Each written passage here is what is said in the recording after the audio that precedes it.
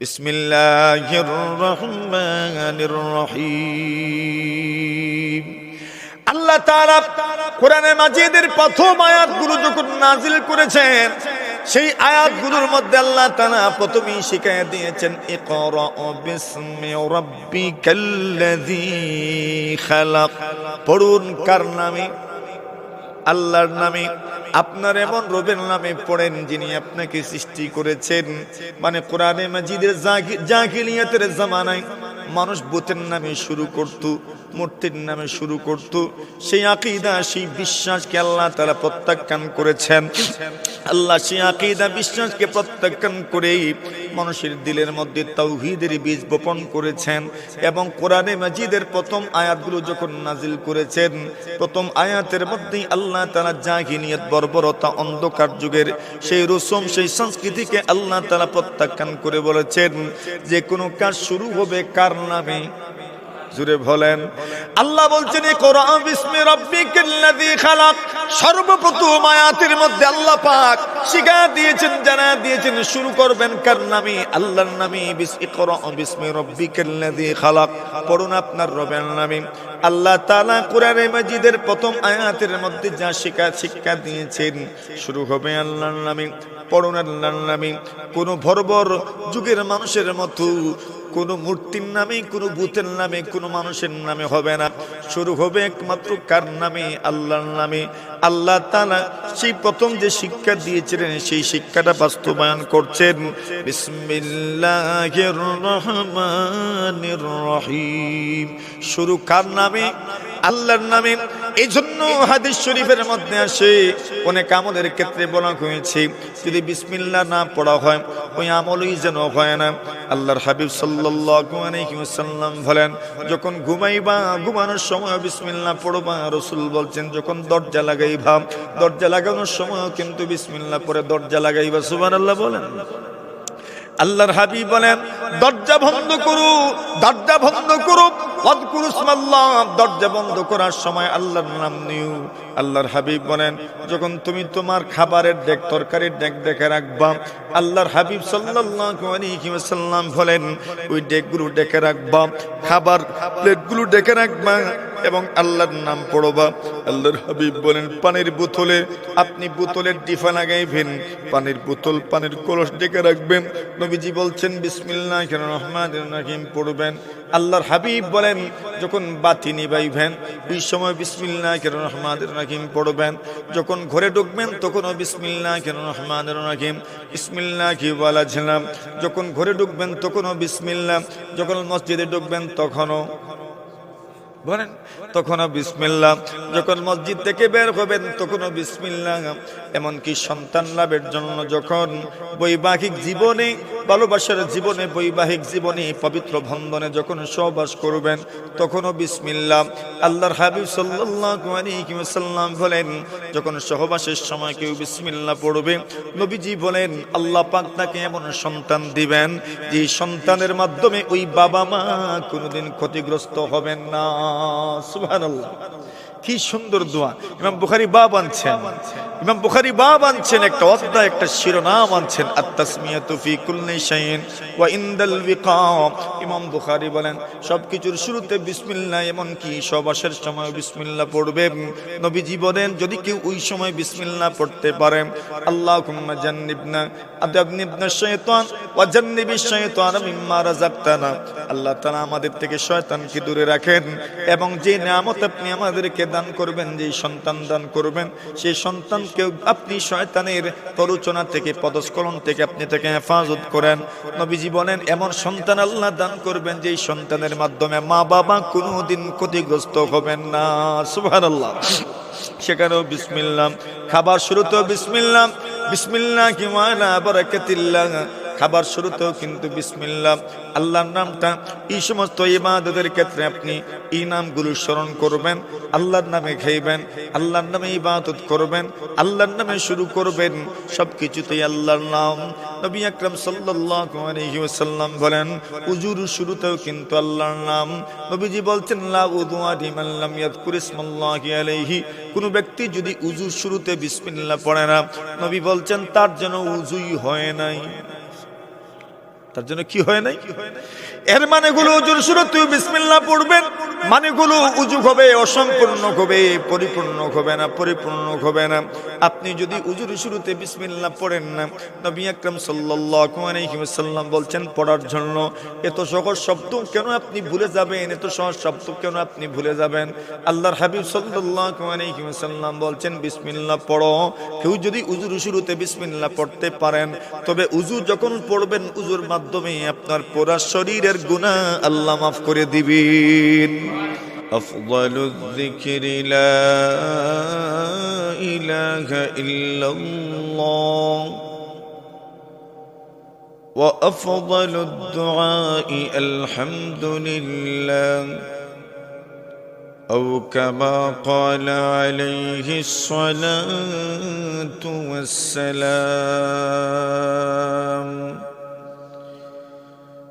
آمنت بالله صدق الله مولانا العظيم وصدق رسوله النبي الكريم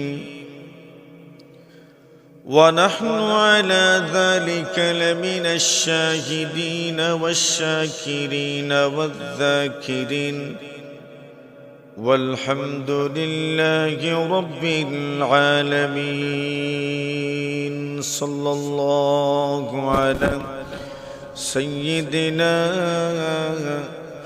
ومولانا محمد وعلى آله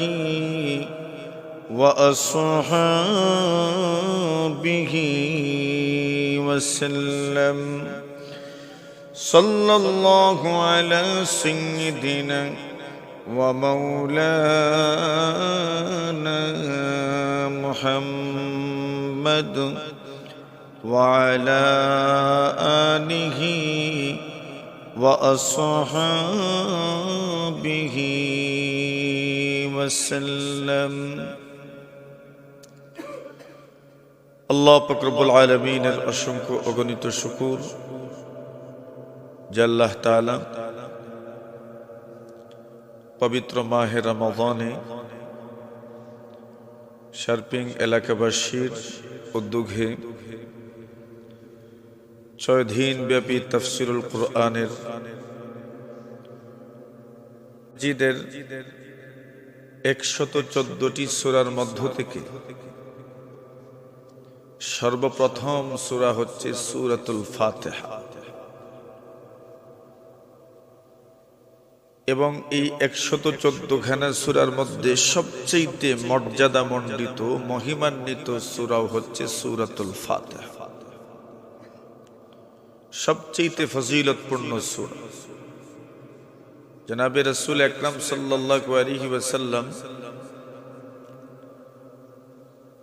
একদিন বসে আছেন, হযরত জিবরিল আমিন আলাইহিস সালাতু ওয়াস সালাম নবীজির কাছে আসলেন। এমন সময় নবীজি মাথার উপরে কি যেন একটা আওয়াজ শুনতে পেলেন।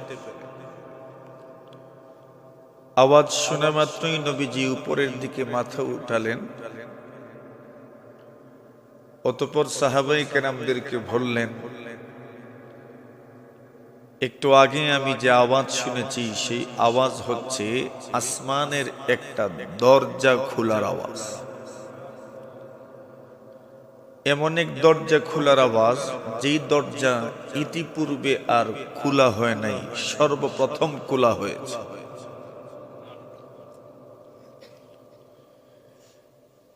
একটু পরেই নবী আকরাম সাল্লাল্লাহু আলাইহি ওয়াসাল্লাম বললেন, এই দরজা দিয়ে একজন ফেরেশতা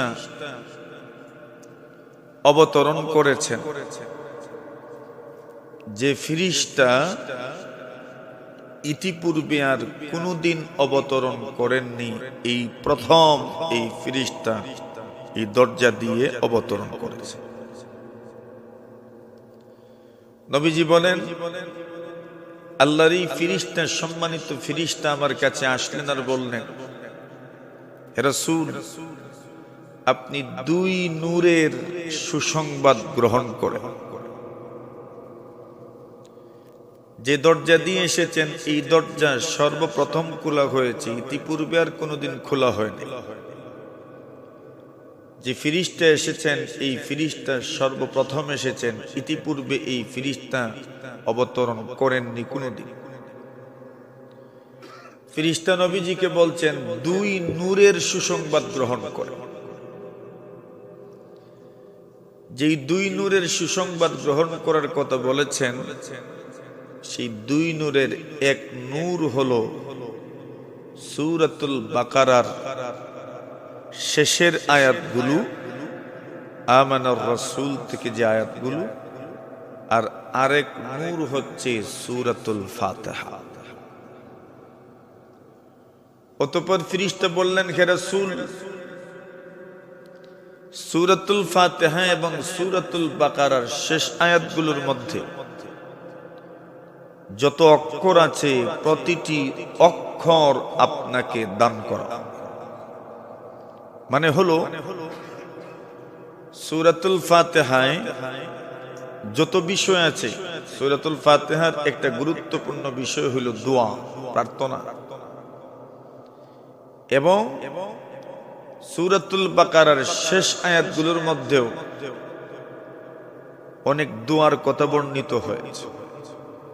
তো আল্লাহর ফেরেশতা বললেন, সূরাতুল ফাতিহা এবং সূরাতুল বাকারার শেষোক্ত আয়াতগুলোর মধ্যে যত দোয়া আছে সবগুলো দোয়া আপনার হকে এবং আপনার উম্মত যারা পড়বে তাদের হকে কবুল করো। তো আমরা পেলাম যে সূরাতুল ফাতিহা এমন এক নূর যেটা আল্লাহ তাআলা রাসূলকে দান করেছে। আবু সাঈদ ইবনুল মুআল্লা রাদিয়াল্লাহু তাআলা আনহু বলেন, একদিন আমরা মসজিদে নববীতে ছিলাম, হঠাৎ করে রাসূলুল্লাহ সাল্লাল্লাহু আলাইহি ওয়াসাল্লাম আমাকে ডাক দিয়ে বললেন, লা উআল্লিমান্নাকা সূরাতান হিয়া আ'যামুস সুওয়ার। নবীজি বলেন, আমি অবশ্যই তোমাকে এমন একটা সূরা শিখাবো যেই সূরা সর্বোত্তম সূরা।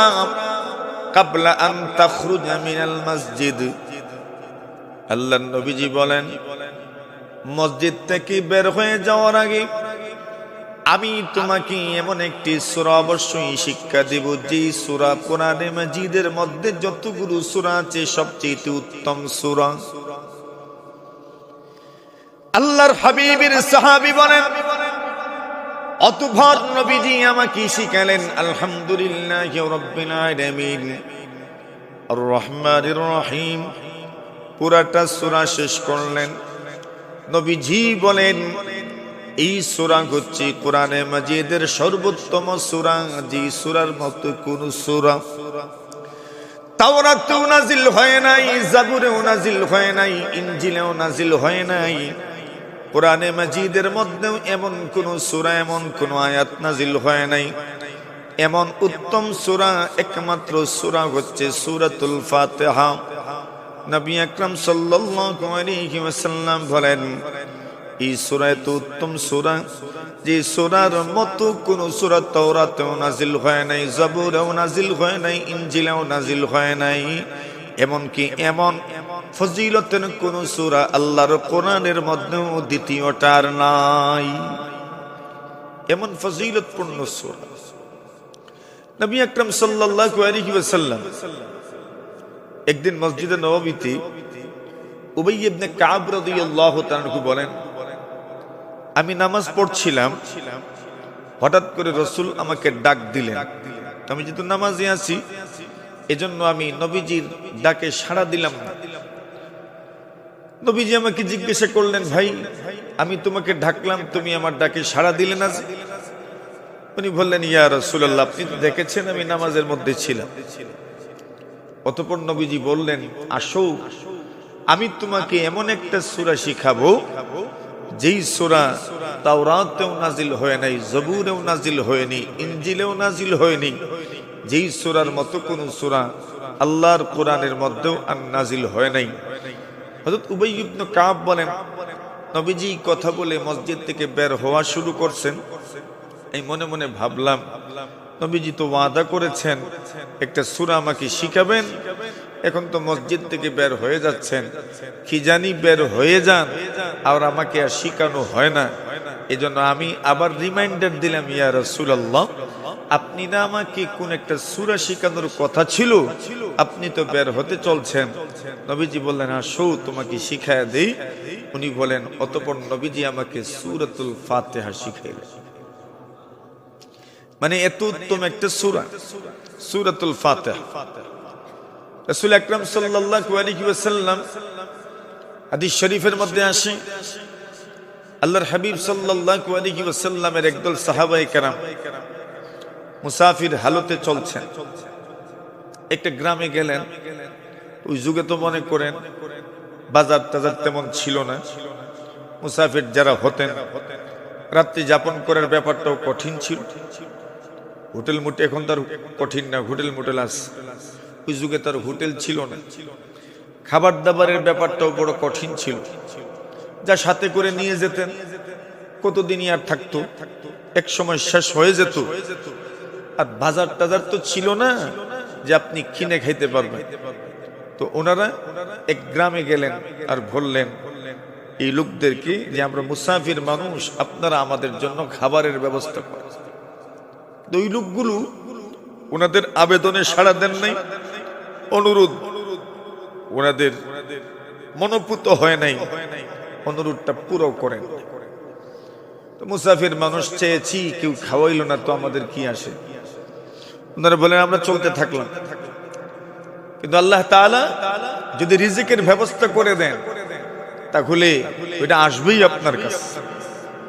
দুনিয়ার কেউ এটাকে আপনার থেকে দূরে নিয়ে যেতে পারবে। রাসূল আকরাম সাল্লাল্লাহু আলাইহি ওয়াসাল্লামের সাহাবায়ে কেরাম মোটামুটি অনেক দূরে চলে গেছে। হঠাৎ করে লক্ষ্য করলেন পিছন দিক থেকে কারা যেন খুব দ্রুততার সাথে আমাদের দিকে আসছে। ভাবলেন কে বা কারা আসছে। এই এলাকার তো কারোর সাথে আমাদের তেমন কোনো পরিচিতি নেই, তবে কে আসলো আর কে আসলো না তা নিয়ে আমাদের চিন্তারও তো কোনো ব্যাপার। নবী আকরাম সাল্লাল্লাহু আলাইহি ওয়াসাল্লামের সাহাবায়ে কেরাম বলেন, আর একটু দূরে যেতে না যেতেই তাকায় দেখি এই লোকগুলো আমাদেরকে উদ্দেশ্য করে আসছে। এবার আমাদেরকে সম্বোধন করে বলে, আল্লাহর বলিরা, তোমাদের চেহারা দেখে মনে হয়েছে বড় ভালো মানুষ, বড় সম্ভ্রান্ত মানুষ। সাহাবায়ে কেরাম বলেন, এই মানুষগুলোকে আমাদের চিনতে দেরি হয় নাই। এরাই তো সেই ব্যক্তিরা যাদের এলাকাতে আমরা ছিলাম মেহমানদারির জন্য, তাদের কাছে অনুরোধ করেছিলাম, কিন্তু মেহমানদারি করে নাই। এবার আমাদের কাছে এসেছে আর বলছে, আপনারা বড় ভালো মানুষ। আপনাদের চেহারার দিকে তাকানোর পরে মনে হয়েছে আপনারা অনেক কিছু জানেন। সমস্যাটা হলো আমাদের লিডার যিনি, গোত্র প্রধান যিনি, ওনাকে সাপ কামড় দিয়েছে। আমরা ভাবলাম এই অঞ্চলে কোনো ভালো চিকিৎসক নাই। আমাদের মনে হলো আপনাদের কাছে কোনো চিকিৎসা থাকতে পারে, ঝাড়ফুঁকের মতো কোনো শিক্ষা আপনারা হয়তো জেনে থাকবেন। আমাদের মনের ধারণা মতো দৌড়ে আপনাদের শরণাপন্ন হয়েছি, দ্বারস্থ হয়েছি। যদি সত্যি আপনারা কেউ ঝাড়ফুঁক জেনে থাকেন, তবে আমাদের লিডার, আমাদের গোত্র প্রধানকে সাপ কামড় দিয়েছে, একটু চিকিৎসা করে দিয়ে যান। আল্লাহর নবীর সাহাবায়ে কেরাম বলেন, আমাদের কাছে চিকিৎসা আছে, আমরা চিকিৎসা করতে পারি, কিন্তু আপনাদের লিডার, আপনাদের গোত্র প্রধানকে সাপ কামড় দিয়েছে, আমরা তার চিকিৎসা করতে যাব না। কেন চিকিৎসা করবেন না? আল্লাহর হাবিবের সাহাবায়ে কেরাম বলেন, স্মরণ করো ওই দিন এই কিছুক্ষণ আগেই তো আমরা আপনাদের কাছে মেহমানদারির জন্য অনুরোধ করেছিলাম, কিন্তু আপনারা সানন্দে আমাদেরকে মেহমান হিসাবে কবুল করতে রাজি হন নাই। এই জন্য কোনো বিনিময় না দিলে, কোনো প্রতিদান না দিলে, কোনো বিনিময় ছাড়া আমরা এমনিতেই জার ফুকের দিকে যাব না, চিকিৎসা করতে যাব না। আল্লাহর বান্দারা বলেন, যদি বিনিময় দিতেই হয় তবে আমরা বিনিময় দিতে রাজি আছি। জার ফুক জানা থাকলে মেহেরবানি করে আপনারা একটু জার ফুক করে দিবেন। আল্লাহর নবীর সাহাবীরা বলেন, কি দিবে নাকি এটা নির্ধারিত হয়ে যাক।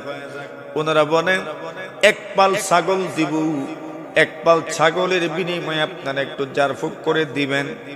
আল্লাহর নবীজির সাহাবায়ে কেরাম রাজি হয়ে গেলেন। ঠিক আছে, এক পাল ছাগল দিলে আমরা জাড় ফুক করে দিব, চিকিৎসা করে দিব। সিদ্ধান্ত যখন হয়ে গেল চিকিৎসা করা হবে, বিনিময়ে এক পাল ছাগল দেয়া হবে, বকরি দেয়া হবে। এবার চিকিৎসা কে করবেন? এই সাহাবীদের মধ্যে একজন গুরুত্বপূর্ণ সাহাবী, নবীজির জলিলুল কদর সাহাবী আবু সাঈদ আল খুদরি রাদিয়াল্লাহু তাআলা আনহু ছিলেন। সাহাবায়ে কেরামের পরামর্শ মতো সিদ্ধান্ত হলো আপনি ফু দিবেন, আপনি চিকিৎসা করবেন। আবু সাঈদ আল খুদরি রাদিয়াল্লাহু তাআলা আনহু সূরাতুল ফাতিহা তিলাওয়াত করলেন, যে সূরা আমাদের সবার জানা আছে। আলহামদুলিল্লাহি রাব্বিল আলামিন থেকে গায়রিল মাগদুবি আলাইহিম ওয়ালাদ-দাল্লিন পর্যন্ত পড়লেন। হাদিস শরীফের মধ্যে আসে, ওয়া জামাল বুসাকা ফিহি। আবু সাঈদ খুদরি রাদিয়াল্লাহু তাআলা আনহু মুখের মধ্যে তুথু জমা করলেন, লোহাব জমা করলেন। লোহাবের মধ্যে, তুতুর মধ্যে অন্য রকমের একটা বরকত আছে। আমাদের সমাজেও মানুষ হঠাৎ করে যখন শরীরের কোনো জায়গায় ইনজুরি হয়ে যায়, সাথে সাথেই প্রথমেই কিন্তু মুখের তুতু ওই জায়গাতে লাগায়। কেন? সবাই জানে মুখের তুতুর মধ্যে অন্যরকম একটা চিকিৎসার উপাদান আল্লাহ তাআলা দান করেছেন। আর ওই উপাদানের সাথে যদি কোনো সূরার বরকত সমন্বিত হয়ে যায়, বিশেষ করে সূরাতুল ফাতিহার বরকত যদি সমন্বিত হয়ে যায়, তবে সেই চিকিৎসার উপকারিতার ব্যাপারে বলার কি আছে। আবু সাঈদ খুদরি রাদিয়াল্লাহু তাআলা আনহু সুন্দর করে সূরাতুল ফাতিহা তিলাওয়াত করলেন, মুখের ভিতরে তুতু জমা করলেন। এবার মুখের ভিতরের তুতু সূরাতুল ফাতিহা তিলাওয়াত করার সময় যেই তুতু জমা হয়েছে, সেই তুতু গুত্র প্রদানের যে জায়গায় সাপ কামড় দিয়েছে সেই জায়গাতে লাগাইয়া দিলেন। লাগাইতে দেরি, ওই লোকটার সাথে সাথে সুস্থ করতে দেরি হয় নাই। সূরাতুল ফাতিহা এমন এক সূরা। এবার সাহাবায়ে কেরামদের মধ্যে এই ব্যাপারে বিতর্ক শুরু হল।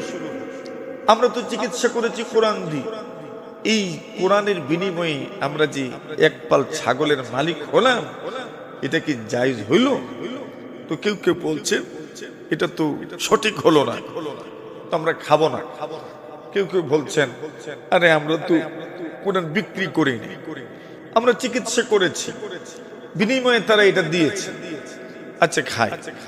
তো একদল সাহাবায়ে কেরাম নবীজিকে প্রশ্ন করলেন, ইয়া রাসূলুল্লাহ, বিষয়টা এরকম। নবীজি বললেন, তোমরা নিজেও খাও আর আমার জন্য অংশ তোমরা বরাদ্দ রাখো। তো সূরাতুল ফাতিহা এমন একটা সূরা, যে সূরার মধ্যে আল্লাহ পাক চিকিৎসার মতো উপাদান রেখেছেন। এমনিতেই তো কোরআনে মাজিদের ব্যাপারে আল্লাহ বলছেন, ফিহি শিফা। কোরআনে মাজিদের মধ্যে শিফা আছে, সুস্থ হয়ে যাওয়ার মতো, আরোগ্য দেওয়ার মতো একটা ক্যাপাসিটি আল্লাহ কোরআনে মাজিদের মধ্যে রেখেছেন। আমাদের ভারতবর্ষের একজন আলিম ছিলেন, যিনি বদরপুরের পীর সাহেব নামে পরিচিত ছিলেন। উনার বাড়িতে সাপ কাটা মানুষের লাইন লেগে থাকত, উনি চিকিৎসা করতেন, আর লোকজন ভালো হয়ে যেত। একটা সময় ওনার মুরিদান যারা, উলামায়ে কেরাম যারা, সকলেই প্রশ্ন করলেন যে হুজুর, আপনি কি এমন চিকিৎসা করেন, এই সাপ ধ্বংসন করেছে, সাপ কেটেছে, এমন মানুষ আপনার কাছে আসে আর এরা সুস্থ হয়ে যায়, এমন কোন চিকিৎসাটা আপনি করেন? উনি মরণের আগে বলে গেছেন, আমি তো সূরাতুল ফাতিহা পড়েই ফু দেই, আর তো কিছু পড়ি না। ওই যে নবীজির হাদিসের উপর পূর্ণ ইয়াকিন ও বিশ্বাস নিয়ে উনি আমল করতেন। সূরাতুল ফাতিহা এটা একটা চিকিৎসা। কোরআনে মাজিদের মধ্যে একমাত্র সূরাতুল ফাতিহাই এমন একটা সূরা যেই সূরার নাম এত বেশি, অন্য কোন সূরার এত নাম নেই। অধিক নাম সূরার মর্যাদার বহিঃপ্রকাশ ঘটে। নাম যত বেশি হয় তত তার মর্যাদা বেশি প্রকাশ। হাফিজ জালালউদ্দিন সুয়ুতী রাহিমাহুল্লাহ তাআলা তো বলেছেন সূরাতুল ফাতিহার প্রায় 500টা নাম আছে। 500 নাম সূরাতুল ফাতিহা। তোর মধ্যে উল্লেখযোগ্য কতগুলো নাম আছে, সেই উল্লেখযোগ্য নামগুলোর মধ্যে একটা নাম হচ্ছে ফাতিহাতুল কিতাব। কোরআনে মাজিদের মুখবন্ধ, ভূমিকা, সূচনা। হযরত ইমাম বুখারী রাহিমাহুল্লাহ তাআলা সূরাতুল ফাতিহাকে ফাতিহাতুল কিতাব কেন বলে, উম্মুল কিতাব কেন বলে, এর কারণ হিসেবে উল্লেখ করেছেন যেহেতু কোরআনে মাজিদ যখন একত্রিত করা হয়, সংকলন করা হয়, জমা করা হয়, কোরআনে মাজিদ ছিল বিভিন্ন স্থানে বিক্ষিপ্ত ভাবে সাহাবায়ে কেরামের সিনার মধ্যে ছিল। কেউ পাথরের মধ্যে লিখে রেখেছেন, কেউ তো চামড়ার মধ্যে লিখে রেখেছেন। এইভাবেই কোরআনটা বিক্ষিপ্ত ভাবে ছিল। তো কোরআন একত্রিত করার প্রয়োজন পড়লো, যে কোরআনকে একত্রিত করা দরকার, একটা বিন্যাস আসার দরকার। তো কোরআনের এই বিন্যাসটা যেটা আমাদের সামনে আছে, যে তারতিবে যে বিন্যাসে আমাদের সামনে আছে, আল্লাহ রাসূলের সাহাবী আবু বকর সিদ্দিক রাদিয়াল্লাহু তাআলা আনহু উনি এই তারতিবে কোরআনে মাজিদ আমাদের সামনে পেশ করেছেন। নবীজিও এই তারতিবটাই সাহাবায়ে কেরামদেরকে বলে গেছেন। আর সাহাবায়ে কেরামের যুগে, বিশেষ করে আবু বকর সিদ্দিকের যুগে, এই বিন্যাসে আমাদের কাছে কোরআন একটা ভাইন্ডিংয়ের ভিতরে চলে আসলো। তো কোরআনে মাজিদের সংকলন কাজ শুরু হয়েছে সূরাতুল ফাতিহার মাধ্যমে। কোন সূরার মাধ্যমে? সূরাতুল ফাতিহার মাধ্যমে। আর ফাতিহা শব্দের অর্থ হচ্ছে আপনার খুলনেওয়ালা, যেটা খুলে। যেহেতু কোরআনে মাজিদ শুরুই হয়েছে সূরাতুল ফাতিহার মাধ্যমে, এজন্য সূরাতুল ফাতিহাকে সূরাতুল ফাতিহা বলা হয়, ফাতিহাতুল কিতাব বলা হয়, উম্মুল কিতাব বলা হয়। পুরা কোরআনে মাজিদের শান নির্যাস আল্লাহ তাআলা সূরাতুল ফাতিহার মধ্যে নাজিল করে দিয়েছে। মানে কোরআনের একটা ভূমিকা। এই জন্য দেখবেন কাকতালীয় ভাবে নয়, বরং এটা খুব সচেতনতার সাথে দেখবেন কোরআনে মাজিদের ভূমিকা হিসেবে সূরাতুল ফাতিহা কোন পারার অন্তর্ভুক্ত না, কোন পারার অন্তর্ভুক্ত না। প্রথম পারা শুরু হয়েছে আলিফ লাম মিম দিয়ে। আপনারা দেখবেন যখন কোরআন মাজিদ তিলাওয়াত করবেন, তো দেখবেন প্রথম পারার উপরে লেখা আলিফ লাম মিম। সূরাতুল বাকারা থেকে প্রথম পারা শুরু, আলিফ লাম মিম যালিকাল কিতাবু লা রাইবা ফি। শেষ নম্বর পারা আম্মা পারা, আম্মা ইয়াতাসাআলুন। সূরাতুন নাবার প্রথম শব্দ আম্মা ইয়াতাসাআলুন, আম্মা শব্দ দিয়ে শুরু হয়েছে। এজন্য ওই পারার নাম কি? আমপাড়া। গাছের থেকে আমপাড়া। আমপাড়া মানে কি? আমরা যে আমপাড়া বলি, আমপাড়া কি? কোরআনে মাজিদের এক পারার নাম কি? এটা কোন পারা? এটা কি কোরআনের অন্তর্ভুক্ত না? তো কোরআন তো আমপাড়া মানে কি? আমপাড়া গাছের থেকে আমপাড়া না, তো আমপাড়া কি? আমপাড়া মানে আম্মা শব্দ দিয়ে যেই পারা শুরু হয়েছে। এই পারা শুরু হয়েছে কোন শব্দ দিয়ে? আম্মা ইয়াতাসাআলুন, আম্মা শব্দ। ওই জন্য এই পারার নাম কি? আম্মা পারা। ওইটারে আমরা সহজ করে কই কি পারা? এক পারা শুরু হয়েছে কাদ সামিআল্লাহু কাওলাল্লাতী, 28 নম্বর পারা। আরেক পারা তাবারাকাল্লাযী, ওই আমপারা আগের পারা। দেখবেন উপরে লেখা খালি তাবারাকাল্লাযী, তাবারাকাল্লাযী। কেন? ওই পারার শুরুতেই কোন শব্দ? তাবারাকাল্লাযী বিয়াদিহিল মুলকু ওয়া হুয়া আলা কুল্লি শাইইন কাদির। ওই শব্দ দিয়ে শুরু হয়েছে। আপনি দেখবেন দ্বিতীয় পারার নাম সায়াকুল। কি নাম? সায়াকুল। কেন? এই পারা শুরু হয়েছে কোন শব্দ দিয়ে? সায়াকুলুস সুফাহা। 3 নম্বর পারার নাম তিলকার রুসুল। কেন? এই পারা শুরু হয়েছে কোন শব্দ দিয়ে? তিলকার রুসুল। এটা বুঝেননি আপনারা? এক এক পারার এক এক নাম আছে। প্রথম পারার নাম মাশাআল্লাহ কি নাম? আলিফ লাম মিম। দেখেন, যদি কোরআনে মাজিদ সূরাতুল ফাতিহা থেকেই শুরু হয়েছে কিন্তু তাহলে তো এটা যদি পারার অন্তর্ভুক্ত হইতো তাহলে তো শুরু হইতো আলহামদুলিল্লাহ দিয়ে। কি দিয়ে? প্রথম পারার নাম থাকতো আলহামদু পারা, কিন্তু না, প্রথম পারার নাম কি? আলিফ লাম মিম। এখন প্রথম পারার অন্তর্ভুক্ত কেন নয়? এই কোরআনে মাজিদের পুরা কোরআন 30 পারা কোরআনের ভূমিকা আল্লাহ তাআলা সূরাতুল ফাতিহার মধ্যে নাযিল করেছেন। এটা পুরা কোরআনের ভূমিকা। ইমাম বুখারী রাহিমাহুল্লাহু তাআলা বলেন যে সূরাতুল ফাতিহাকে ফাতিহাতুল কিতাব কেন বলে? সূরাতুল ফাতিহার এক নাম হচ্ছে ফাতিহাতুল কিতাব, আরেক নাম উম্মুল কিতাব। উম্মুল কিতাব বা ফাতিহাতুল কিতাব কেন বলা হয়? যেহেতু এই সূরা থেকেই কোরআন সংকলন শুরু হয়েছে, এজন্য সূরাতুল ফাতিহার নাম ফাতিহাতুল কিতাব। আরেক কারণ হলো যে এই সূরা দিয়েই সাধারণত কোরআন তিলাওয়াত শুরু হয়, এজন্য এটার নাম সূরাতুল ফাতিহা। আরেক কারণ হচ্ছে নামাজ এই সূরা দিয়েই শুরু হয়। সুবহানাল্লাহ। কোন সূরা দিয়ে? সূরাতুল ফাতিহা দিয়ে। এজন্য এই ফাতিহাকে ফাতিহাতুল কিতাব বলে। এই সূরার আরেক নাম হলো উম্মুল কিতাব। উম্মুল শব্দের অর্থ হচ্ছে মা। মা মানে আসল, মা মানেই তো আসল। এই দুনিয়াতে যত মানুষ এই দুনিয়াতে এসেছে সব তো মায়ের থেকেই এসেছে। এজন্য মা বলতেই বোঝায় আসল, আপনার আসল বোঝায়। বিভিন্ন জিনিসের ক্ষেত্রে বলা হয় এটা এটার মা, মানে কি এটা মূল, এটা হচ্ছে আসল। তো বলছেন যে পুরা কোরআনে মাজিদের মধ্যে আসল হচ্ছে সূরাতুল ফাতিহা। কেন? সূরাতুল ফাতিহাতে যা আছে পুরা কোরআনে আল্লাহর ব্যাখ্যা বিশ্লেষণ করেছে। সূরাতুল ফাতিহা মূল, আর পুরা কোরআনের মধ্যে এর ব্যাখ্যা বিশ্লেষণ আল্লাহ তাআলা বিভিন্ন ভাবে বিভিন্ন আয়াতে বিভিন্ন সূরার মধ্যে এর ব্যাখ্যা বিশ্লেষণ আল্লাহ তাআলা নাযিল করেছেন। এই সূরার আরেক নাম হচ্ছে সূরাতুস সালাহ, নামাজের সূরা। কোন সূরা? নামাজের সূরা। কেন? এই সূরা দিয়েই নামাজ শুরু হয়। নবী আকরাম সাল্লাল্লাহু আলাইহি ওয়াসাল্লাম বলেন, কুসিমাতিস সালাতু বাইনি ওয়া বাইনা আবদি। আল্লাহ তাআলা বলেন নামাজ আমার আর আমার বান্দার মধ্যে দুই ভাগে ভাগ করে দেওয়া হয়েছে। আল্লাহর হাবিব সাল্লাল্লাহু আলাইহি ওয়াসাল্লাম বলেন, আল্লাহ নিজে বলেছেন নামাজটা আমার এবং আমার বান্দার মধ্যে ওখানে ভাগ করে দেওয়া হয়েছে। ওয়ালি আবদি মা সাআল, আমার বান্দা আমার কাছে যা চাইবে আমি আল্লাহ আমার বান্দাকে তা দান করে দিব। সুবহানাল্লাহ। এর মানে হচ্ছে সূরাতুল ফাতিহা আল্লাহ তাআলা এই সূরার মধ্যে দোয়া কেমনে করবেন দোয়ার আদব শিখায় দিয়েছেন, প্রার্থনা কেমনে করবেন প্রার্থনার আদব আল্লাহ শিখায় দিয়েছেন। এজন্য এই সূরার আরেক নাম হচ্ছে সূরাতুদ দুআ, দোয়ার সূরা।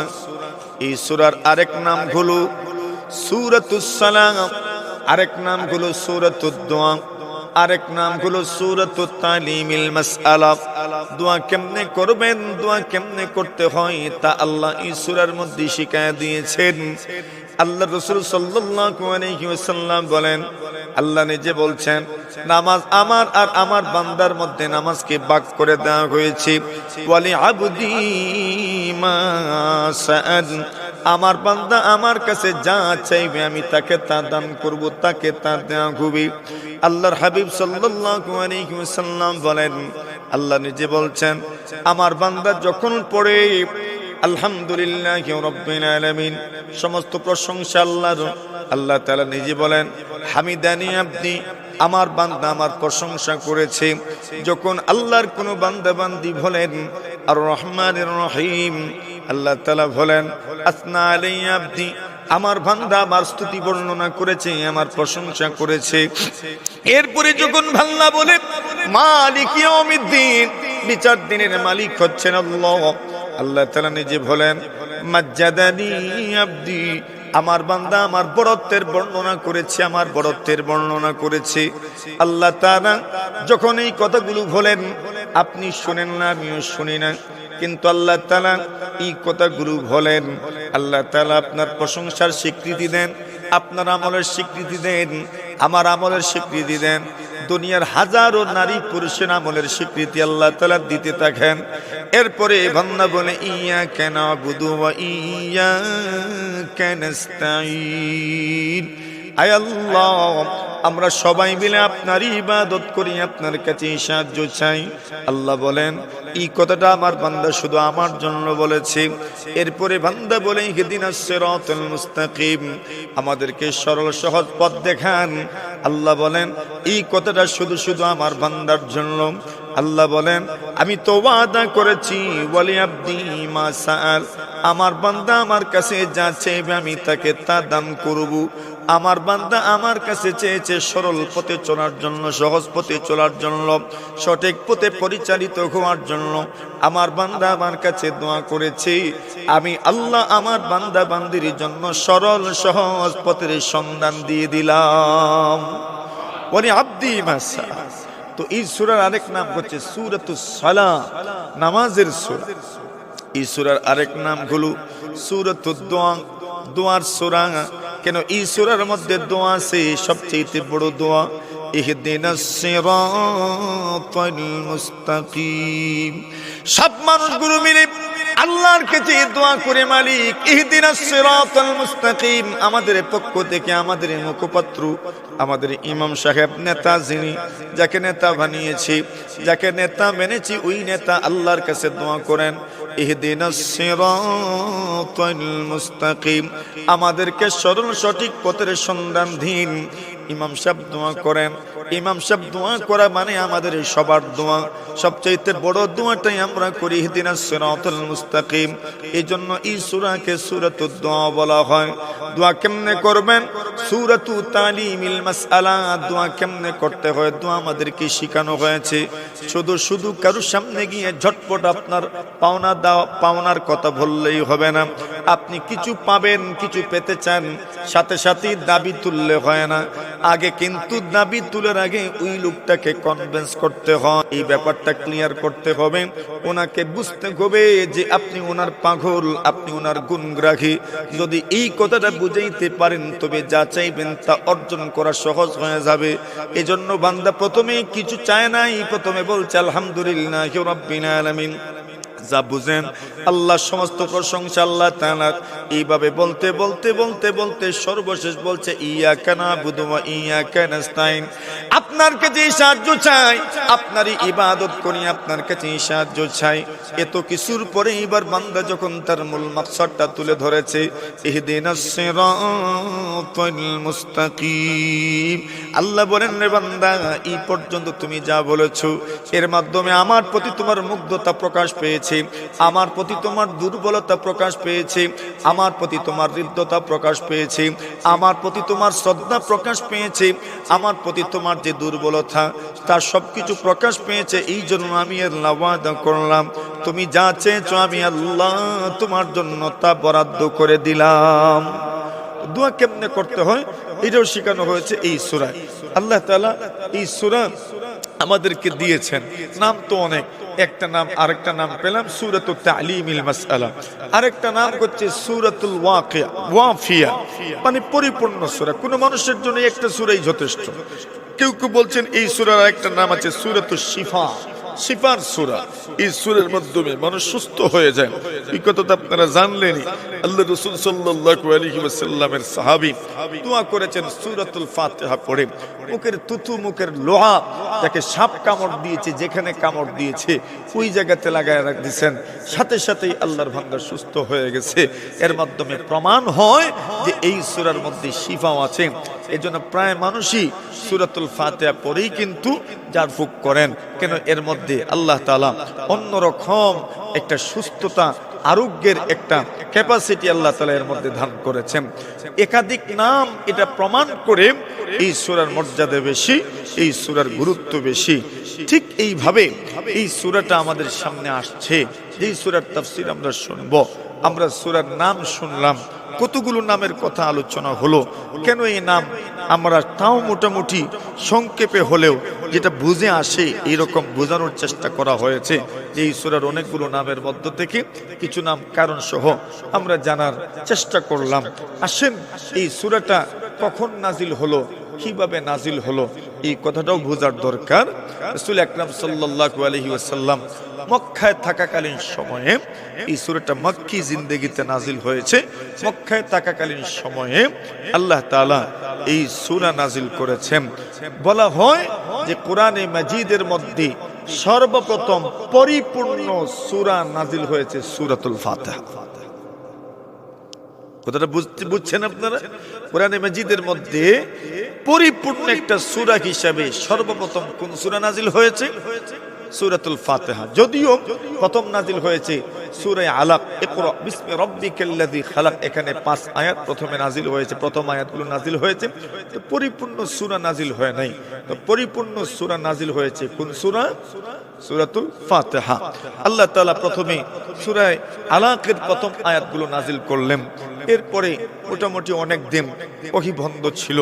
এরপরে সূরা মুদ্দাসসির নাজিল হলো, মুজাম্মিল নাজিল হলো, আর এরপরেই পরিপূর্ণ সূরা হিসাবে সূরাতুল ফাতিহা আল্লাহ তাআলা নাজিল করেছেন।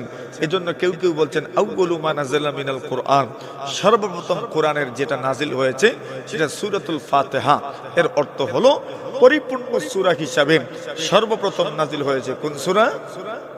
সূরাতুল ফাতিহা। পরিপূর্ণ নাজিল হয়েছে সর্বপ্রথম সূরাতুল ফাতিহা। এদিক থেকে বিবেচনা করলে দেখা যায় সূরাতুল ফাতিহা সংকলনেও প্রথমে, তিলাওয়াত করতেও প্রথমে, নামাজ শুরু করতেও প্রথমে সূরাতুল ফাতিহা। পরিপূর্ণ সূরা হিসাবে সর্বপ্রথম নাজিল হয়েছে কোন সূরা? সূরাতুল ফাতিহা। তাহলে প্রথম দিকের মর্যাদা সম্পূর্ণ মর্যাদা মণ্ডিত একটা সূরা হচ্ছে সূরাতুল ফাতিহা।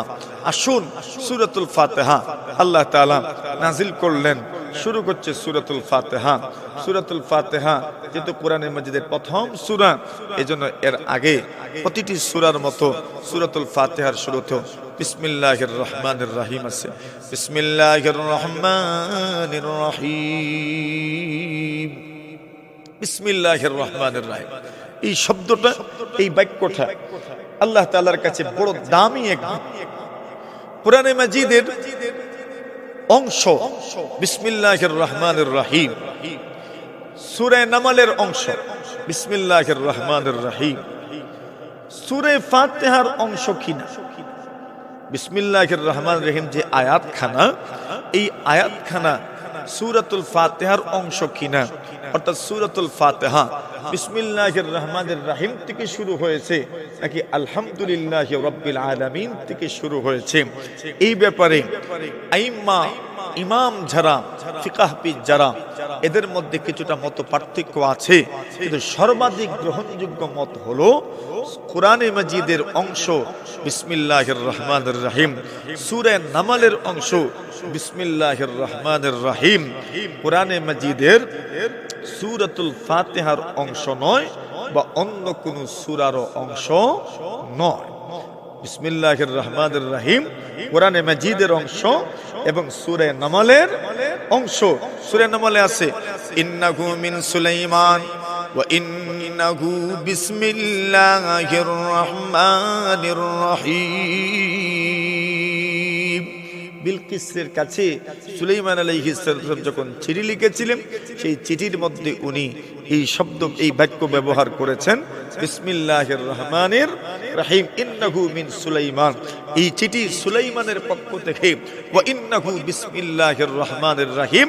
এবং এই চিঠি কার নামে? জোরে বলেন, কার নামে শুরু করছি? আল্লাহর নামে শুরু করছি। বিসমিল্লাহির রহমানির রহিম, আল্লাহর নামে, এমন এক আল্লাহর নামে যিনি রহমান, যিনি রহিম। সেই রহিম রহমান আল্লাহর নামে এই চিঠিটা আমি শুরু করছি। চিঠির শুরুতে বিসমিল্লাহ লিখেছেন। তবে এই বিসমিল্লাহির রহমানির রহিম কোরআনে মাজিদের অংশ, সূরা নামলের অংশ, বাকি অন্য কোন সূরার কি নয়? অংশ নয়, অন্য কোন সূরার আয়াত নয়, এমনকি সূরাতুল ফাতিহারও কোনো আয়াত নয়। সূরাতুল ফাতিহা শুরু হয়েছে কোন শব্দ থেকে? আলহামদুলিল্লাহি রাব্বিল আলামিন থেকে। বিসমিল্লাহ সূরাতুল ফাতিহার অংশ নয়, বিসমিল্লাহ অন্যান্য সূরতেরও অংশ নয়, শুধু শুধু সূরা নামলের অংশ, কোরআনের অংশ। তবে প্রশ্ন জাগতে পারে সব সূরার শুরুতে বিসমিল্লাহির রহমানির রহিম কেন একমাত্র সূরাতুল বারাআয় বিসমিল্লাহ পড়া হয় না? বাকি 113টি সূরার শুরুতে বিসমিল্লাহির রহমানির রহিম পড়া সুন্নত বলছেন উলামায়ে কেরাম। নবী আকরাম সাল্লাল্লাহু আলাইহি ওয়াসাল্লাম বলেছেন আল্লাহ তাআলা কোরআনে মাজিদের 2 সূরার মধ্যখানে পার্থক্য সৃষ্টি করার জন্য বিসমিল্লাহির রহমানির রহিম নাযিল করেছেন। মানে বিসমিল্লাহির রহমানির রহিমের মাধ্যমে 2 সূরার মধ্যখানে পার্থক্য হয়ে যায়। বাস একটা সূরা শেষ হয়ে গেল, নতুন একটা সূরা শুরু হচ্ছে। আল্লাহ রাসূল সাল্লাল্লাহু আলাইহি ওয়াসাল্লাম যখন বিসমিল্লাহ এখনো নাজিল হয় নাই তখন পর্যন্ত 2টা সূরার পৃথক যে এই সূরা শেষ হয়েছে আরেকটা সূরা শুরু হয়েছে এই ব্যাপারটা অনেকটা অপরিষ্কার ছিল, কিন্তু যখন বিসমিল্লাহ নাজিল হলো এর মাধ্যমে পরিষ্কার হয়ে গেছে যে একটা সূরা শেষ আরেকটা সূরা শুরু হয়েছে। তো বিসমিল্লাহ লিল ফাসলি বাইনাস সূরাতাইন, 2টা সূরার মধ্যখানে আপনার পৃথক করার জন্য পার্থক্য সৃষ্টি করার জন্য এই শব্দ এই বাক্য ব্যবহার করা হয়। এই বাক্যটা বিসমিল্লাহির রহমানির রহিম। এই বাক্যের মধ্যে এত ফজিলত এত বরকত আল্লাহ তাআলা রেখেছেন। নবী আকরাম সাল্লাল্লাহু আলাইহি ওয়াসাল্লাম বলেন কুল্লু আমরিন যিবাল লাম ইউবদা ফীহি বিসমিল্লাহ, প্রত্যেক আজিম ও শান গুরুত্বপূর্ণ আমল কোন শব্দ দ্বারা শুরু হওয়া দরকার? জোরে বলে কোন শব্দ দিয়ে? বিসমিল্লাহির রহমানির রহিম দিয়ে শুরু হওয়া দরকার। নবীজি বলছেন যেই গুরুত্বপূর্ণ কাজ বিসমিল্লাহ আল্লাহর নাম দ্বারা শুরু হলো না, নবীজি বলছেন এটা অসম্পূর্ণ থাকবে, এটা অসম্পূর্ণতাকে এটা পরিপূর্ণতা লাভ করতে পারে না, অসম্পূর্ণতাকে সম্পন্ন হয় না। কেন? বিসমিল্লাহ নাই যে, বিসমিল্লাহ না থাকলে আল্লাহর নাম ছাড়া কোনো কিছুই সুসম্পন্ন হয় না। সম্পন্ন হয় ঠিক, কিন্তু সুসম্পন্ন হয় না। আর আল্লাহর নাম যদি থাকে তাহলে এই জিনিসটা সুসম্পন্ন হয়, এটার মধ্যে পূর্ণতা আসে, এটা পরিপূর্ণ হয়ে যায়। বিসমিল্লাহির রহমানির রহিম শুরু করছি কার নামে? আল্লাহর নামে। এই শব্দটা যদিও আমরা এইভাবে পড়ি বিসমিল্লাহির রহমানির রহিম, অর্থ আমরা সহজেই করি। শুরু করছি কার নামে? আল্লাহর নামে, যিনি রহমান যিনি রহিম। আল্লাহর নামের অর্থ কি? আল্লাহর নামে শুরু করছি শব্দের অর্থ কি? কেউ বলছেন এটার অনেক অর্থ করা যেতে পারে। একটা হলো বিসমিল্লাহির রহমানির রহিম, আমি শুরু করছি আল্লাহর নামের সাথে। কার নামের সাথে? আল্লাহর নামের সাথে। আরেক অর্থ বিসমিল্লাহির রহমানির রহিম, আল্লাহর নামের সাহায্যে আমি শুরু করছি। কার নামের সাহায্যে? একটা আল্লাহর নামের সাথে শুরু করছি, আরেকটা হলো আল্লাহর নামের সাহায্যে শুরু করছি। আরেক অর্থ কেউ করেন যে আল্লাহর নামের বরকতে শুরু করছি। কার নামের বরকতে? বিসমিল্লাহির রহমানির রহিমের অর্থ কয়টা? 3টে। এক অর্থ হলো আল্লাহর নামের সাথে শুরু করছি, আর আরেক অর্থ হলো আল্লাহর নামের সাহায্যে শুরু করছি, আর আরেক অর্থ হলো আল্লাহর নামের বরকতে শুরু করছি। বুঝার দরকার আল্লাহর নামের মধ্যে বরকত আসেনি? আছে। এই বরকত বোঝানোর জন্য ছোট্ট একটা ঘটনা শুনে, খুব বড় ঘটনা না, ছোট্ট একটা ঘটনা। উমর ইবনে মাদি কারিব রাদিয়াল্লাহু তাআলা আনহু, খলিফাতুল মুসলিমিন আমিরুল মুমিনিন হযরত ওমর ইবনুল খাত্তাব রাদিয়াল্লাহু তাআলা আনহু, ওনাদের সাথে উনিও বসা। এই সময় বিভিন্ন বিষয়ে আলোচনা হচ্ছে যে কোরআনে মাজিদের মধ্যে বরকতপূর্ণ বড় শক্তিশালী আয়াত, বরকতপূর্ণ আয়াত কোনগুলো, এই ব্যাপারে অনেক কথাবার্তা চলছে। এমন সময় উমর ইবনে মাদি কারিব রাদিয়াল্লাহু তাআলা, উমর রাদিয়াল্লাহু তাআলাকে সম্বোধন করে বললেন, ইয়া আমিরুল মুমিনিন, আমিরুল মুমিনিন ওমর, আপনারা মনে হয় বিসমিল্লাহির রহমানির রহিমের শক্তিটার ব্যাপারে আপনাদের জানা নেই। বিসমিল্লাহির রহমানির রহিমের মধ্যে কি পরিমাণ শক্তি আছে মনে হয় জানা নাই। এই বিষয়টা আপনারা ভুলে গেছেন, এই বিষয়টাকে আপনারা বেমালুম ভুলে গেছেন, এই বিষয়টা আপনাদের জানা নাই। তবে শুনেন, বিসমিল্লাহির রহমানির রহিমের মধ্যে কি পরিমাণ শক্তি আছে একটা ঘটনা শোনাইতে পারি আমি। আল্লাহর নবীর সাহাবী ওমর বলেন, হ্যাঁ শোনাও। ওমর ইবনে মাদি কারিব রাদিয়াল্লাহু তাআলা আনহু ঘটনা শুরু করলেন।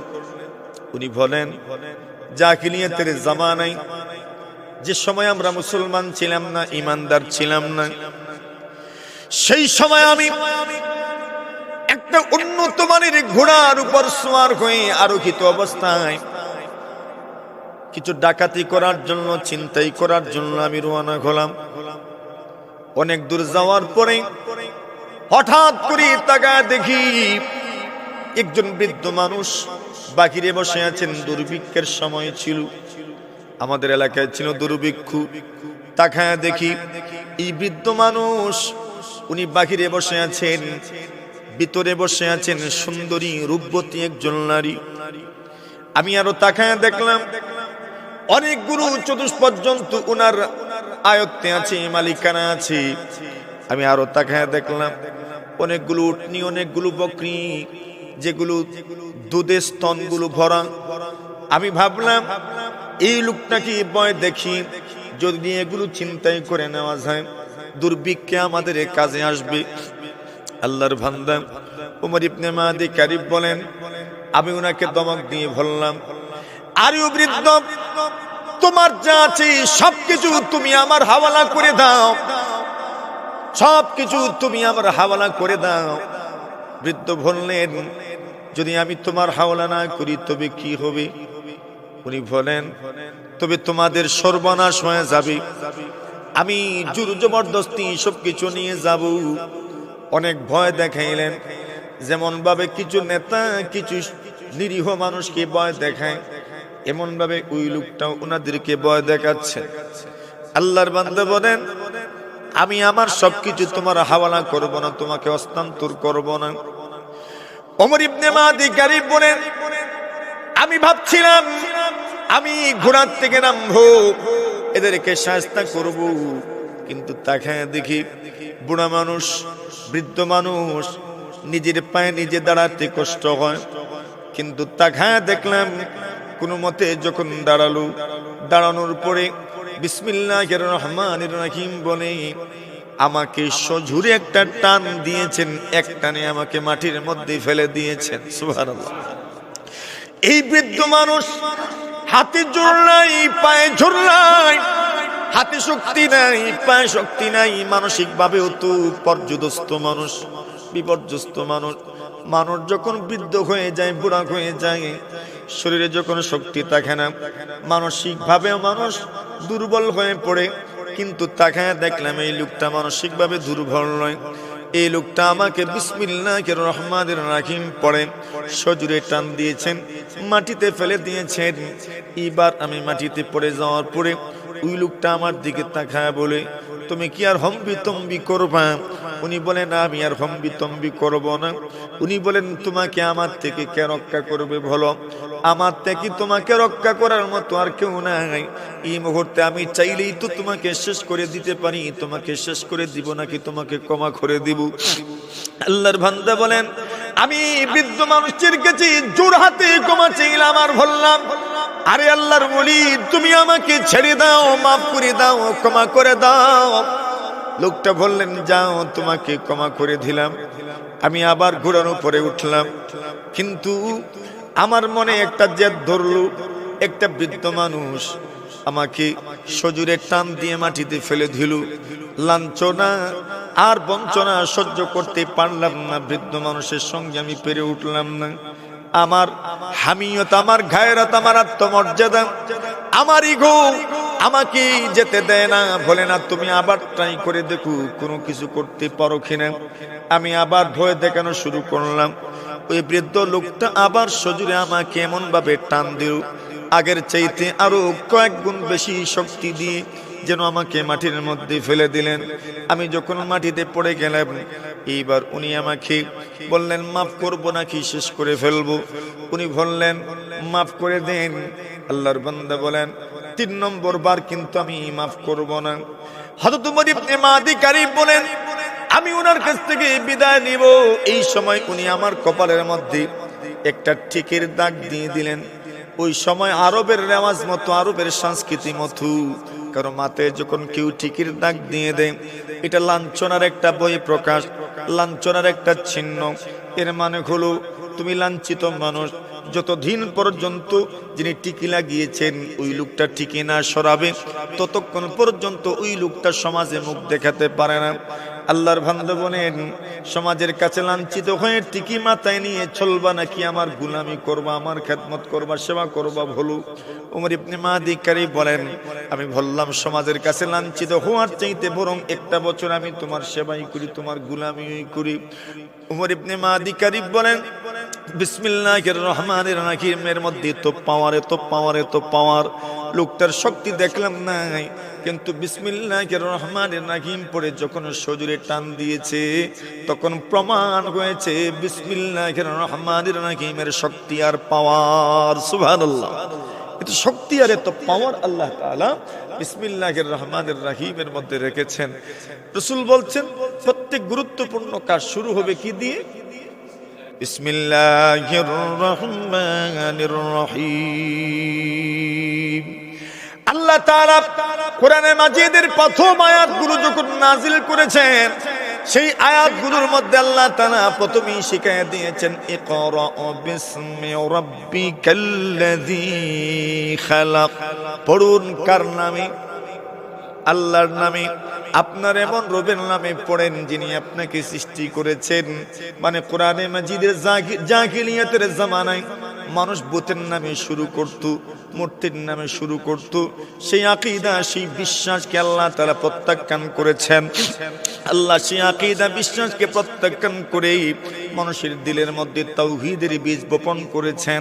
এবং কোরআনে মাজিদের প্রথম আয়াতগুলো যখন নাজিল করেছেন, প্রথম আয়াতের মধ্যেই আল্লাহ তাআলা জাহিলিয়াত, বর্বরতা, অন্ধকার যুগের সেই রসম, সেই সংস্কৃতিকে আল্লাহ তাআলা প্রত্যাখ্যান করে বলেছেন যে কোনো কাজ শুরু হবে কার নামে? জুড়ে বলেন। আল্লাহ বলছেন, ইকরা বিসমি রাব্বিকাল্লাযী খালাক। সর্বপ্রথম আয়াতের মধ্যে আল্লাহ পাক শিখিয়ে দিয়েছেন, জানা দিয়েছেন শুরু করবেন কার নামে? আল্লাহর নামে। ইকরা বিসমি রাব্বিকাল্লাযী খালাক, পড়ুন আপনার রবের নামে। আল্লাহ তাআলা কোরআনে মাজিদের প্রথম আয়াতের মধ্যে যা শিক্ষা দিয়েছেন শুরু হবে আল্লাহর নামে। পড়ুন আল্লাহর নামে। কোন বর্বর যুগের মানুষের মতো কোনো মূর্তির নামে, কোনো ভূতের নামে, কোনো মানুষের নামে হবে না। শুরু হবে একমাত্র কার নামে? আল্লাহর নামে। আল্লাহ তাআলা সেই প্রথম যে শিক্ষা দিয়েছিলেন সেই শিক্ষাটা বাস্তবায়ন করছেন। বিসমিল্লাহির রহমানির রহিম। শুরু কার নামে? আল্লাহর নামে। এই জন্য হাদিস শরীফের মধ্যে আসে অনেক আমলের ক্ষেত্রে বলা হয়েছে যদি বিসমিল্লাহ না পড়া হয় ওই আমলই যেন হয় না।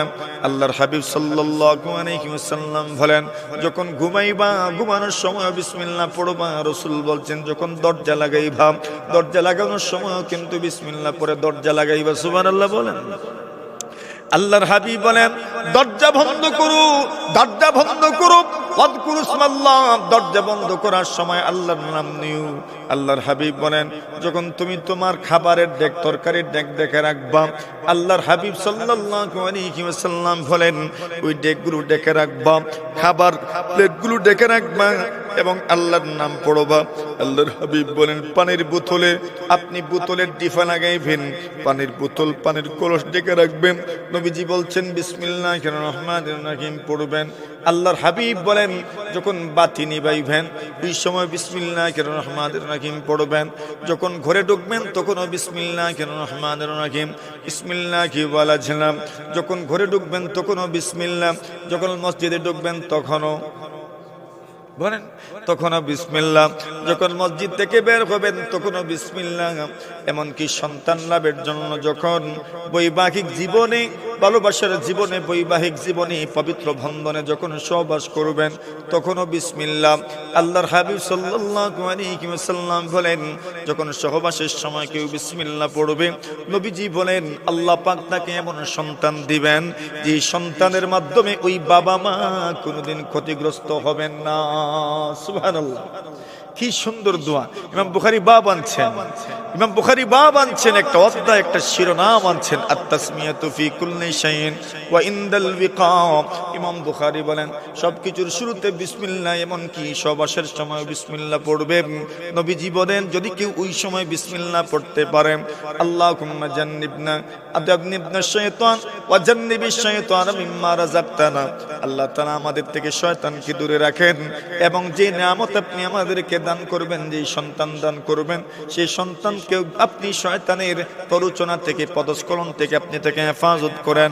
নবীজি বলেন এমন সন্তান আল্লাহ দান করবেন যেই সন্তানের মাধ্যমে মা বাবা কোনোদিন ক্ষতিগ্রস্ত হবেন না। সুবহানাল্লাহ।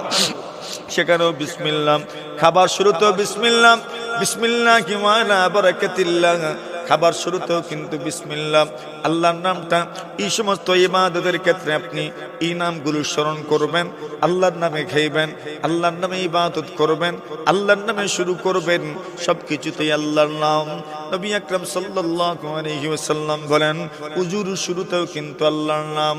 নবীজি বলছেন লা উযুআ লিমান লাম ইয়াযকুর ইসমাল্লাহি আলাইহি, কোন ব্যক্তি যদি উজুর শুরুতে বিসমিল্লাহ পড়ে না, নবী বলছেন তার জন্য উজুই হয় নাই, তার জন্য কি হয় নাই। এর মানে গুলো উজুর শুরুতে বিসমিল্লাহ পড়বেন, মানে গুলো উজু হবে অসম্পূর্ণ হবে, পরিপূর্ণ হবে না, পরিপূর্ণ হবে না। আপনি যদি উজুর শুরুতে বিসমিল্লাহ পড়েন না, নবী আকরাম সাল্লাল্লাহু আলাইহি ওয়াসাল্লাম বলছেন পড়ার জন্য এত সহজ শব্দ কেন আপনি ভুলে যাবেন, এত সহজ শব্দ কেন আপনি ভুলে যাবেন। আল্লাহর হাবিব সাল্লাল্লাহু আলাইহি ওয়াসাল্লাম বলছেন বিসমিল্লাহ পড়ো। কেউ যদি উজুর শুরুতে বিসমিল্লাহ পড়তে পারেন, তবে উজু যখন পড়বেন উজুর মাধ্যমে আপনার পুরো শরীরের গুনাহ আল্লাহ মাফ করে দিবেন। কেন উজুর শুরুতে আপনি বিসমিল্লাহ পড়েছেন, আর যদি বিসমিল্লাহ পড়েন না তবে উজু হবে এবং উজুতে যত অঙ্গ প্রত্যঙ্গ আপনি ধৌত করবেন সেই অঙ্গ প্রত্যঙ্গের গুনাহ মাফ হবে। আর যদি উজুর শুরুতে আপনি বিসমিল্লাহ পড়েন তবে যে অঙ্গ প্রত্যঙ্গগুলো আপনি উজুরতে ধৌত করেন নাই সেই অঙ্গগুলোর গুনাহ আল্লাহ তাআলা মাফ করে।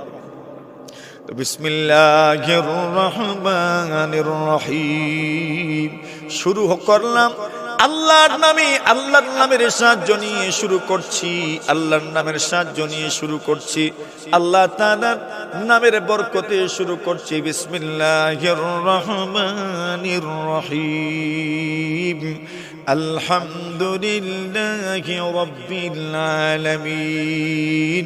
সমস্ত প্রশংসা কার? সমস্ত প্রশংসা আল্লাহ তাআলার। শুরু করছি আল্লাহর নামে, শুরু করছি আল্লাহর নামের সাহায্যে, শুরু করছি আল্লাহর নামের বরকতে। সমস্ত প্রশংসা কার? আলহামদুলিল্লাহি রাব্বিল আলামিন। সমস্ত প্রশংসা আল্লাহ তাআলার। কুরআন আল্লাহর পরিচয় আল্লাহ নিজে দিচ্ছেন, রাব্বিল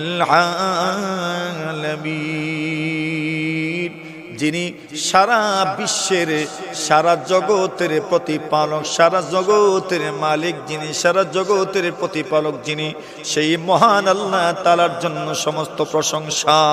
সুবহানাল্লাহ। সমস্ত প্রশংসা কার জন্য? আল্লাহর জন্য। কোন প্রশংসা? এই প্রশংসার মধ্যে ভালোবাসা আছে। প্রশংসার মধ্যে কি আছে? ভালোবাসা আছে, শ্রদ্ধা আছে। কিছু প্রশংসা তো আছে এমনিতেই মানুষ করে, আছে না? আরে দুনিয়ার কত মানুষের প্রশংসা মানুষ করে এমনিতে করে, ভুল হয় আর কি, ফাম দেয় যে কয় মানুষ। এটা কি প্রশংসা? এটার নাম প্রশংসা? এটা নাম মানুষের সহজে করে ফাম দাও। কিন্তু এইটাও তো প্রশংসার শব্দ দিয়ে তো করে, যেটা নাই এটাও বলে। কিন্তু না, আলহামদুলিল্লাহি রাব্বিল আলামিন। সমস্ত প্রশংসা কার জন্য? আল্লাহর জন্য। কোন প্রশংসা? আস-সানাউল কামিল, পরিপূর্ণ প্রশংসা। এই প্রশংসার মধ্যে আছে ভালোবাসা, এই প্রশংসার মধ্যে আছে শ্রদ্ধা, এই প্রশংসার মধ্যে আছে আন্তরিকতা, এই প্রশংসার মধ্যে আছে প্রেম। সুবহানাল্লাহ বলেন। ওই প্রশংসা কার জন্য? আল্লাহর জন্য। কেন? যে সাধারণত আল্লাহর প্রশংসা, আল্লাহর প্রশংসা, আল্লাহর নিয়ামতের বিনিময়েও তো প্রশংসা আছে। শুকর গুজার মানুষ হয়, যদি কৃতজ্ঞ মানুষ হতে পারে তো নিশ্চিতভাবে তার কৃতজ্ঞতার মধ্যে ভালোবাসা পাওয়া যায়, শ্রদ্ধা পাওয়া যায়। এমন ভালোবাসা, এমন ভালোবাসা পূর্ণ প্রশংসা কার জন্য ভাই? আল্লাহর জন্য। আলহামদুলিল্লাহি রাব্বিল আলামিন। সমস্ত প্রশংসা কার জন্য? আল্লাহর জন্য। আপনাদের মনে মনে আসবে যে আল্লাহ নিজে নিজের প্রশংসা করছে। স্বাভাবিকভাবেই তো কোরআন তো কার কালাম? আল্লাহর কালাম। তো কোরআন তো আল্লাহর কালাম, কোরআন তো আল্লাহর কিতাব, কোরআন তো আল্লাহর কথা। তো আল্লাহ বলছেন আলহামদুলিল্লাহি রাব্বিল আলামিন। সমস্ত প্রশংসা কার? আল্লাহ নিজে বলছেন সমস্ত প্রশংসা আল্লাহর। আল্লাহ নিজে নিজেই নিজের প্রশংসা করছেন। না, আল্লাহ নিজে নিজের প্রশংসা করছেন না, আল্লাহর প্রশংসা করবেন কিভাবে আল্লাহ আমাদেরকে শিখাচ্ছেন। সুবহানাল্লাহ বলেন। আল্লাহর প্রশংসা আমরা আজকে এখানে রাখবো, আমরা শুরু করে গেলাম আজকে ইনশাআল্লাহ। আগামীকাল পরের দিন সব মিলিয়ে ইনশাআল্লাহ আমরা এই সূরার ভিতরেই থাকবো ইনশাআল্লাহ। শুরু করছি। প্রশংসা কার? আল্লাহর। আল্লাহর প্রশংসা। এখন প্রশংসাটা আল্লাহ তাআলার, সমস্ত প্রশংসা আল্লাহ তাআলার, পূর্ণ প্রশংসা আল্লাহ তাআলার। এমন প্রশংসা যে প্রশংসার মধ্যে শ্রদ্ধা আছে, এমন প্রশংসা যে প্রশংসার মধ্যে ভালোবাসা আছে, এমন প্রশংসা যে প্রশংসার মধ্যে আন্তরিকতা আছে, সেই প্রশংসাটা একমাত্র কার? আল্লাহ তাআলার। এখন প্রশ্ন থাকতে পারে আল্লাহ নিজে নিজের প্রশংসা করছেন, না না, আল্লাহ তাআলা প্রশংসা করতে হয় কিভাবে তা আল্লাহ আমাদেরকে শিখাচ্ছেন। সুবহানাল্লাহ। প্রশংসা করবেন কিভাবে? প্রশংসা এইভাবে করবেন, আলহামদুলিল্লাহি রাব্বিল আলামিন। সমস্ত প্রশংসা কার? আল্লাহ তাআলার। সমস্ত প্রশংসা আল্লাহ তাআলার। এখানে দেখেন এমন একটা বাক্য ব্যবহার করা হয়েছে, সমস্ত প্রশংসা আল্লাহ তাআলার। এখানে আরো বিভিন্ন ভাবে এটাকে উপস্থাপন করার সুযোগ ছিল। মনে করেন আমি আপনার প্রশংসা করছি, এটার সুযোগ ছিল না? মানে এরকম বলার একটা সুযোগ ছিল, আমি আপনার প্রশংসা করছি, অথবা আমি আপনার প্রশংসা করেছি, অথবা আমি আপনার প্রশংসা করব। একটা অতীত, একটা বর্তমান, একটা ভবিষ্যৎ। আমি আপনার প্রশংসা করেছি, অতীত। আমি আপনার প্রশংসা করছি, বর্তমান। আমি আপনার প্রশংসা করব, এটা হচ্ছে ভবিষ্যৎ। তো যদি বলতাম আমি আহমদুল্লাহ, আল্লাহর প্রশংসা করছি, তো বর্তমান, এর মানে অতীতে প্রশংসা করলাম কিনা এই কথা ক্লিয়ার হইল না। ভবিষ্যতে প্রশংসা করব কিনা এই ব্যাপারটাও ক্লিয়ার হইল না। অথবা যদি বলতাম ভবিষ্যতে আপনার প্রশংসা করব, তো অতীতে করলাম কিনা, বর্তমানে করছি কিনা, এটা প্রমাণ হইল না। তো এইভাবে যদি বলতাম হামিদুল্লাহ, আমি আল্লাহর প্রশংসা করেছি, তাহলে অতীতে করেছি, বর্তমানে করছি কিনা, ভবিষ্যতে করব কিনা, এই বিষয়টা পরিষ্কার হলো না।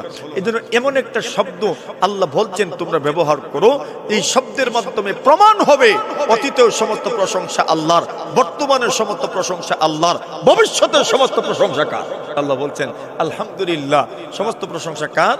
আল্লাহর। এখানে প্রশংসা করেছি, করছি, করব এরকম কোনো শব্দ নাই, শুধু অতীতকালে, শুধু বর্তমানকালে, শুধু ভবিষ্যৎকালে, না না, এমন কোনো শব্দ নাই। এমন একটা বাক্য যেই বাক্য দ্বারা প্রমাণ হয় সমস্ত প্রশংসা কার?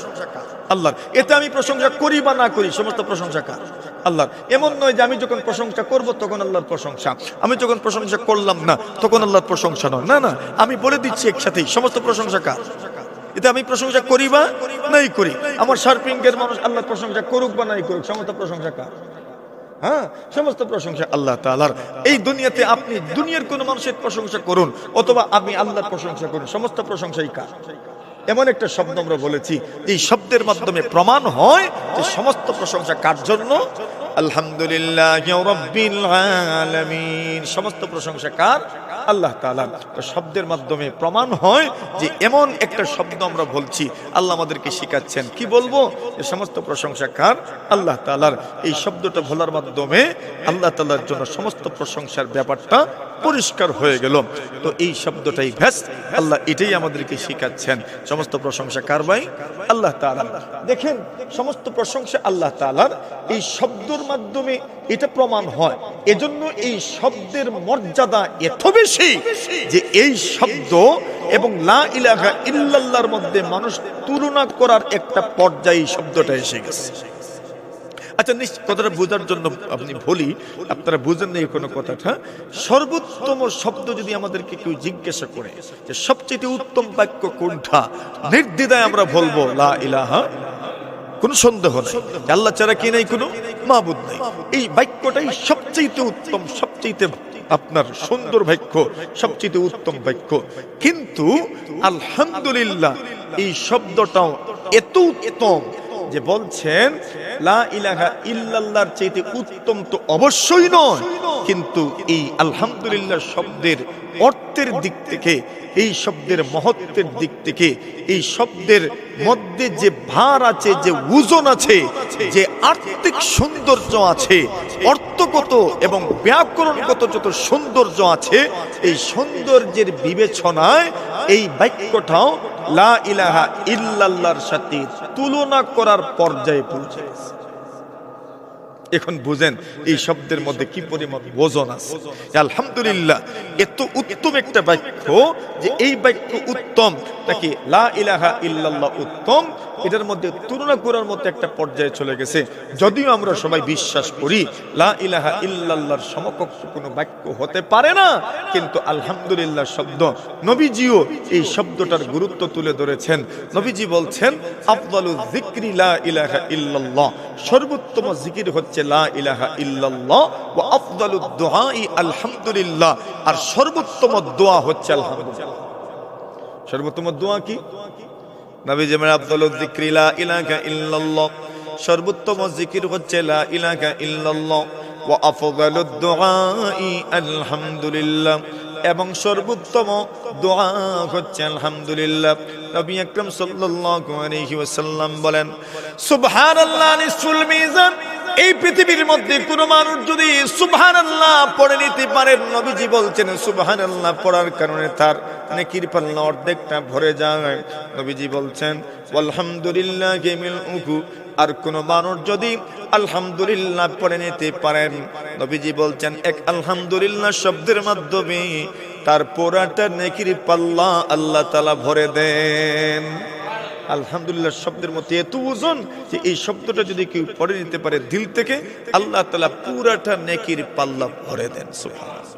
আমরা এই শব্দের মধ্যে থাকলাম যে আলহামদুলিল্লাহ শব্দের গুরুত্ব, যে আলহামদুলিল্লাহ এমন একটা শব্দ যে শব্দ মর্যাদার দিক থেকে এমন একটা পর্যায়ে পৌঁছে গেছে, লা ইলাহা ইল্লাল্লাহর কাছাকাছি শব্দ।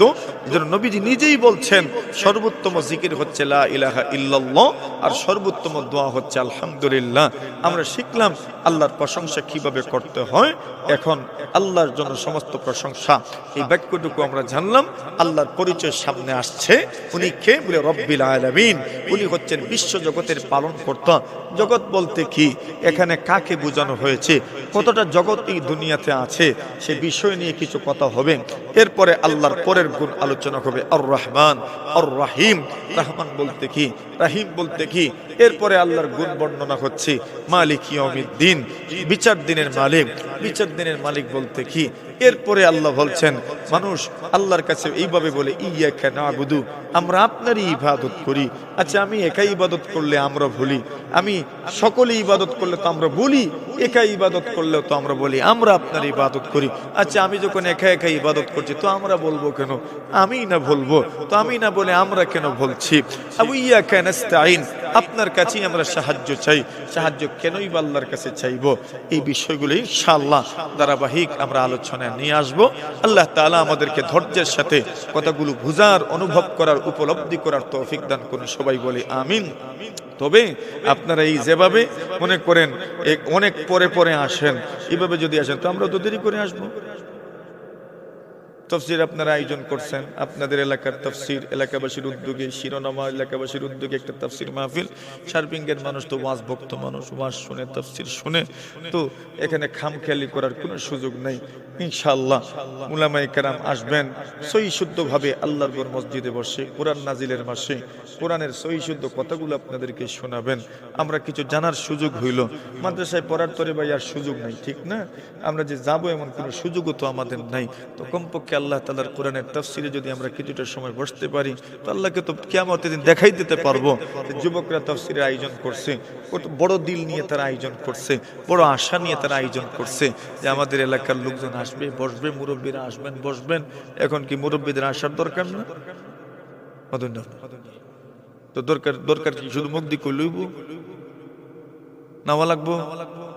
তো আগামীতে আমরা এক একজনকে নিয়ে আসব এবং খুব হাসি খুশির সাথে মিলেমিশে আন্তরিকতার সাথে আসার দরকার। দৈরা বাইন দেখে লই আইছে ইটা যেন বোঝা যায় না। কোথা বুঝছেন নি? কিতা কইছি?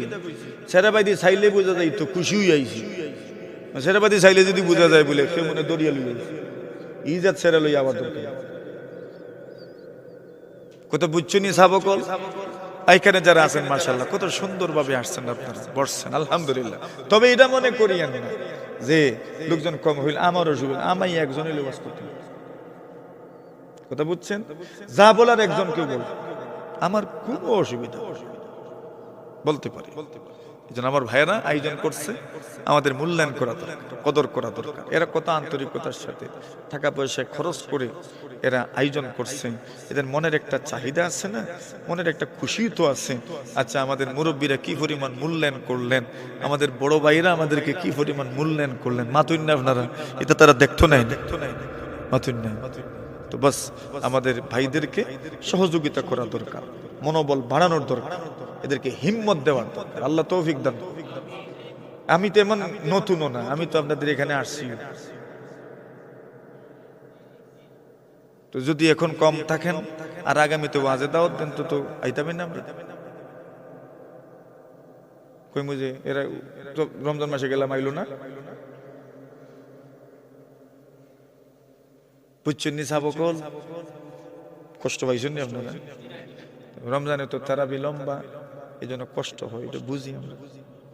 কষ্ট যে হয় এটা বুঝি আমরা। অনেকের মন আছে আইতা, কিন্তু শরীরে কত মানতো, 1.5 ঘন্টা দাঁড়াইয়া থাকার পরে শরীরে মানেনি, আর সারাদিন রোজা রাখতে রাখতে অনেক আছেন বাড়ির থেকে শুনে। আপনারা যারা আমার ভাইয়েরা আয়োজন করছে, মনক্ষুণ্ণ হইয়েন না। অনেক আছে বাড়ির থেকে তারা শুনতেছে, শরীরে মানতেছে না, আসতে পারতেছে। অনেক মহিলারাও বাড়ির থেকে শুনতেছে। আপনারা সফল আলহামদুলিল্লাহ। এই জন্য মনে কোনো কষ্ট নেওয়ার দরকার নাই। আমার ভাইরা যারা আছে, আমরা এভাবেই চলবো, কোনো কষ্ট হবে না। আমাদের যারা আসতে পারেন না, বাড়ির থেকে কান লাগায় শুনিয়ে নেয়, ঠিক আছে? আর যারা আসতে পারবো আমরা সবাই আসার চেষ্টা করবো, আগামীতে আরো নিয়ে আসার চেষ্টা। আল্লাহ তৌফিক দান করুন, আমিন। ওয়া আখিরু দাওয়ানা আলহামদুলিল্লাহি রাব্বিল আলামিন।